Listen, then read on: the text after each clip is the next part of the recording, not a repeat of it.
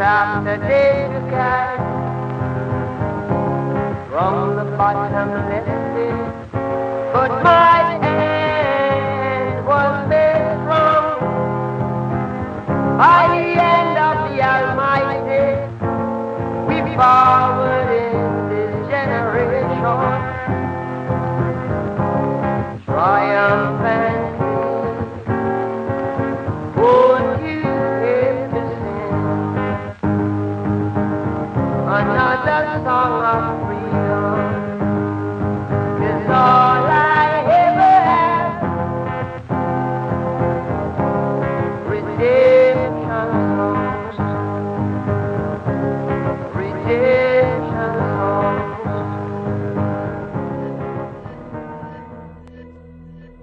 Many people believe that the first black people to arrive in Britain were slaves or servants. However, if you look through British history, there's evidence of influential African and Caribbean people back through the centuries.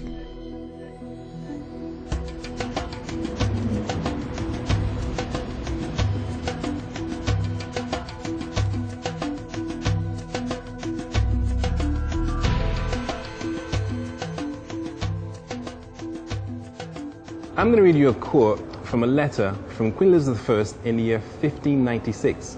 The letter was sent to Lord Mayor of London and to other mayors and sheriffs of different towns in England. It goes like this. Her Majesty, understanding that several blackamoors have lately been brought into this realm, of which kind of people there are already too many here, Her Majesty's pleasure therefore is that those kind of people should be expelled from the land, and for that purpose instruction is given to the bearer, Edward Baines, to take 10 of these blackamoors that were brought into this realm by Sir Thomas Baskerville on his last voyage and transport them out of the realm. So what does this tell you about blackamoors and their presence in England at this time? One of the earliest recorded images of an African in Britain is a black trumpeter depicted on the Westminster Tournament Roll of 1511. This musician was probably from North Africa and was employed by both Henry VII and Henry VIII.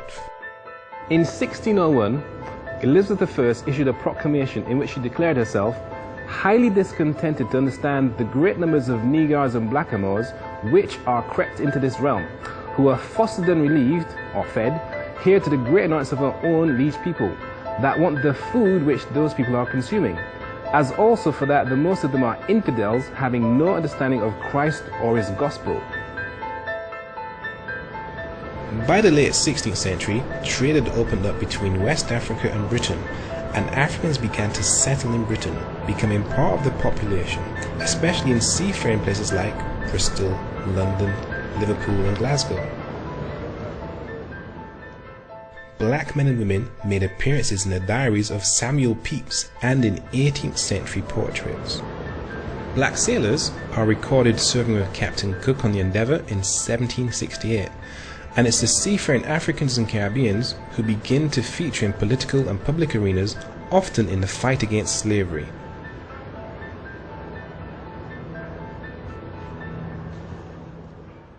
Alauda Equiano was a sailor. In the year 1789, he actually wrote a book about his experiences and then toured the country giving lectures on the evils of slavery. Jamaican sailor William Davidson became a radical political leader in the wake of the Peterloo Massacre in Manchester in 1812. He was a member of the radical group caught trying to overthrow the government in what was known as the Cato Street Conspiracy. Unfortunately for him, there was a police informant in the ranks. So for his troubles, in the year 1820, he was hung first, then had his head chopped off at Newgate Prison, now known as the Old Bailey. Can you find the names and pictures of other prominent Black Britons of the 17th and 18th century? Just like today, back in the 1700s, the busiest trading areas of most British cities also had a high proportion of coffee houses. But the growth and popularity of coffee coincided with one of the darkest episodes in Britain's history.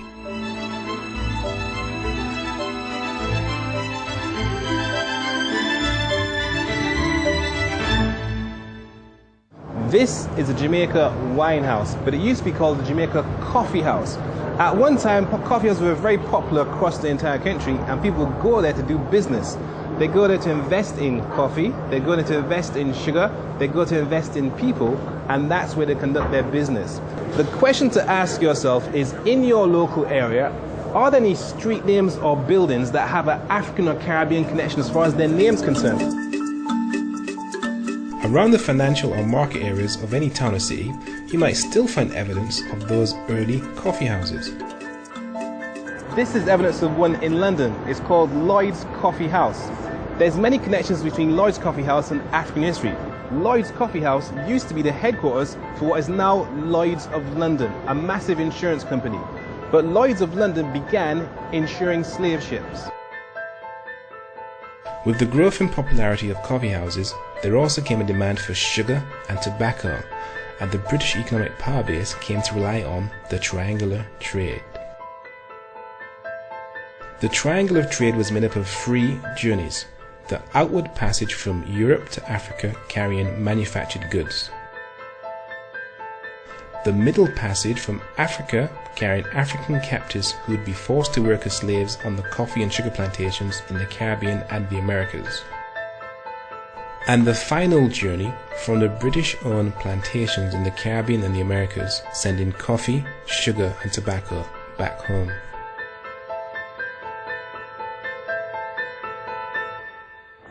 I'm here in the Docklands area of London. This particular dock is called the West India Dock, and it was built to handle a trade that came from the West Indies. The trade involved things like sugar, coffee, tobacco, and many other tropical products that helped to make Britain rich using African labour. Docklands, rivers or canals are often rich hunting grounds for evidence of trading connections with Africa and the Caribbean. Most of Britain's towns and cities have a trading or financial area. I'm here in one of the most powerful financial districts in the world. This part of London is known as the City of London, and it's interesting that here in this great trading epicenter there's rich evidence of black history.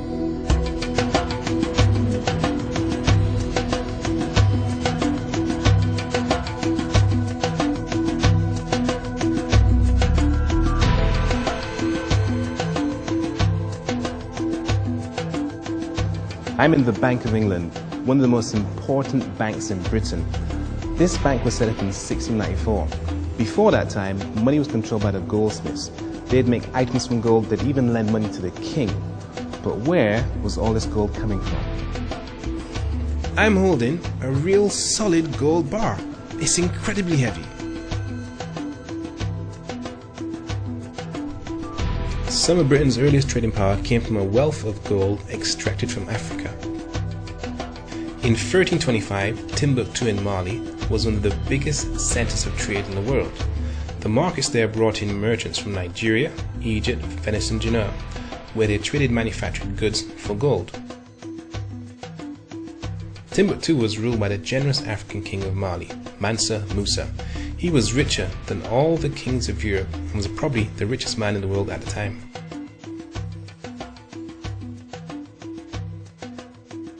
One of the first British mass-produced gold coins takes its name from the region of West Africa where much of the gold used to make the coin originated.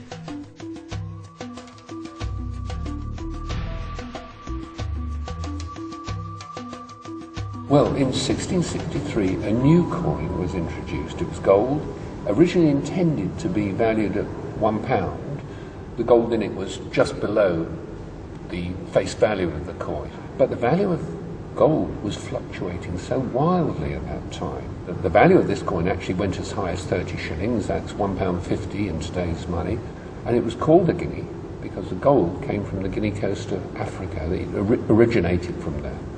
And this gold then came back to Britain and it drove the economy of Britain, or helped to drive it. It wasn't the only force, I mean, there were other factors, but it was a major force. In times of crisis, people always want gold. If you look back at history, every time there's been a war, price of gold has gone up.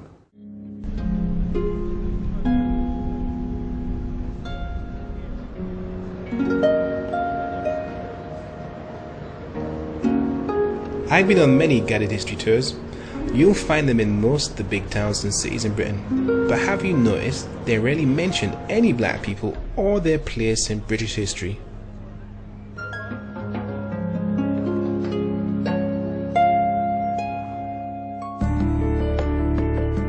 If you take a walk around your nearest town or city, you can find clues to the local black history, often in the names of the oldest shops, cafes, or even the streets.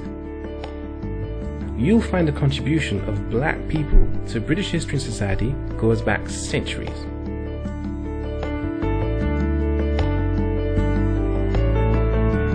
The influence is everywhere. It's all around you in the streets, the buildings, the architecture. But people walk past it every single day and don't even notice it. But the fact is, it's all around you if you know where to look. Where's the African influence in this quiet English square?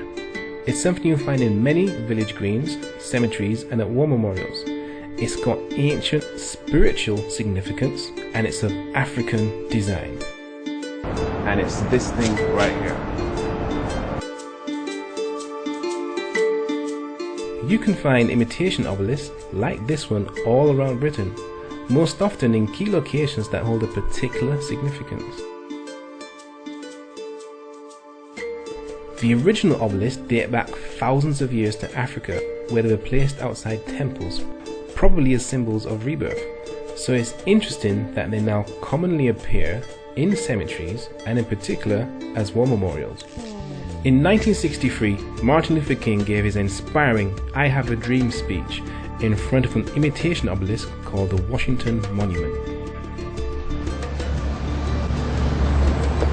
This obelisk is referred to as Cleopatra's Needle, although it was built long before she was even born. It's 21 meters tall, it weighs 180 tons, and is carved out of solid rock 3,500 years ago. Here's the question: how old is London? London's roughly 2,000 years old. So it means that people in Africa were capable of producing things like this using their art, science, technology 1,500 years before London even existed.